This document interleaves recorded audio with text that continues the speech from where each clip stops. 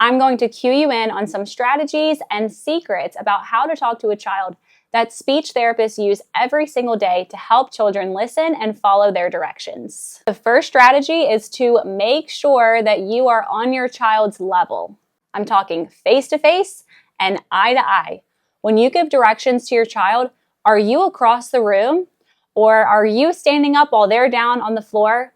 If you want to help them learn to listen and follow your directions, it's really important that you're on their level. And it's not that you're always going to have to walk up to them and go down on their level and sit down next to them when you're giving them instructions. But in order to help them learn to follow your directions and to understand what you're saying, this is an important first step. Doing this helps grab their attention, and it also makes it easier for them to process the words that you're giving to them. Number 2, keep your words and instructions super simple and short. When it comes to helping a young child listen to you and follow your directions, it's going to have to be a process of starting very simple and getting more complex as you go. So when you're giving them directions this week, I want you to think about how you're giving it to them. Are you giving them several different directions at one time? It's time to go. I want you to get your shoes, get your jacket, do this, do that. We can't do that with very young children and toddlers. It has to be one step at a time. Or if they are ready for 2 steps, then go ahead and do that. But the point is, if your child is having a difficult time or it seems like they're not following your directions, and I would assume that that's the case because you're watching this video, it might just be helpful to break it down and make it a bit more simple. Short and clear directions are easier for little brains to process. So start with one direction and build it up as they get the hang of it. Number 3 is to show, not just tell. So have you ever heard of people being different types of listeners, or when you really want to understand something, first you have to hear it, then you have to read it, then you have to do it yourself? That is all about multisensory learning. And when you want your child to understand something that you're telling them, you want to give them as much sensory stimuli as you can. And that's really just a fancy way for saying, don't just tell them what you want them to do, show it to them as well.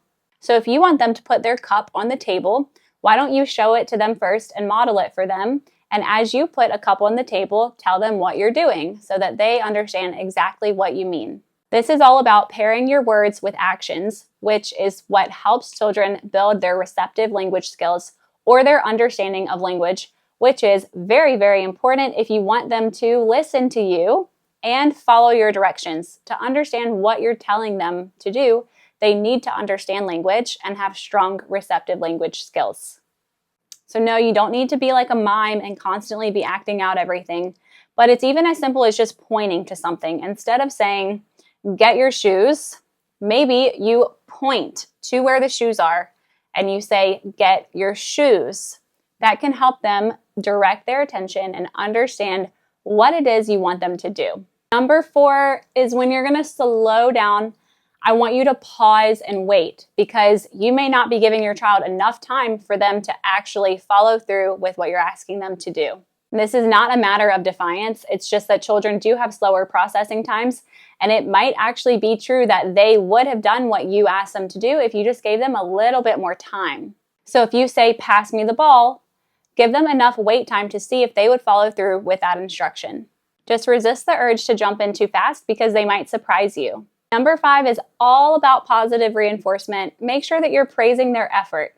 When they followed through with a direction, even if it was just halfway, make sure that your feedback to them is specific. So if they put their shoes by the door, you can say, great job putting your shoes by the door. Instead of just saying great job or, good listening, be specific about what they did so they know exactly what they did in a good way, and they're more likely to do it again the next time. Being specific about your feedback is also another great way to build strong receptive language skills in your child, because you're actually narrating what they did and putting words with it rather than just saying an arbitrary good job. Number 6 is to use first, then statements. To help your child learn to follow your directions and listen to you, put something good and motivating along with the direction. So you can say, first, wash your hands, then we'll read a book. Or first, wash your hands, and then we'll play a game. It gives them a clear sequence and something to look forward to. This does not mean that you need to constantly be rewarding your child or convincing them in ways that are just not realistic. You'd be surprised what can seem like a reward when it's just put into certain words for a child. So you could say, first wash your hands, and then you get to help me open the door, or something like that.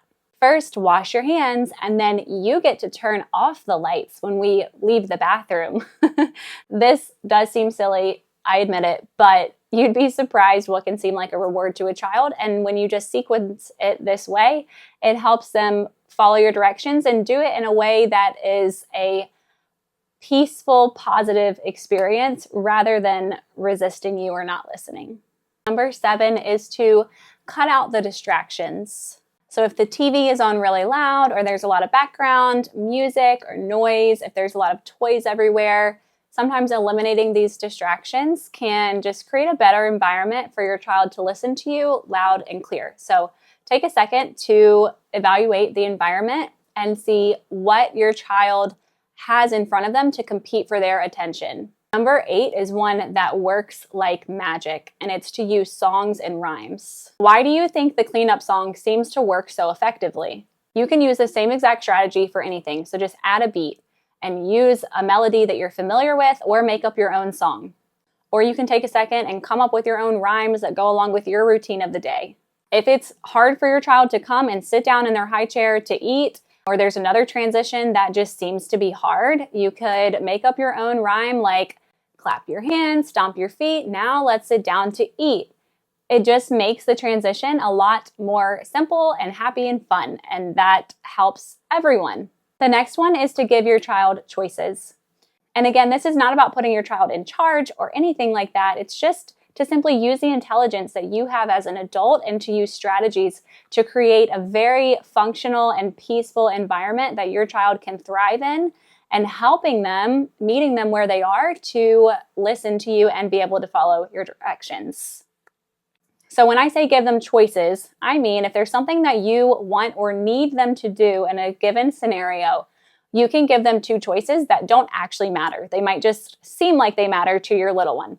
So if it's time to leave the playground or something like that, you can say, okay, it's time to leave the playground. Do you want to hold my right hand or my left hand? Now, this may not work every time. They may catch on to what you're doing, but you sort of get the idea here.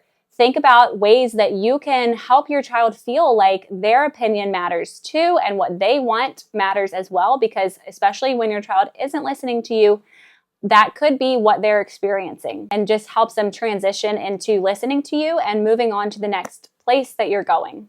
The next one is to be really specific about your instructions. So along with being short and simple, you want to make sure that you are using very clear language.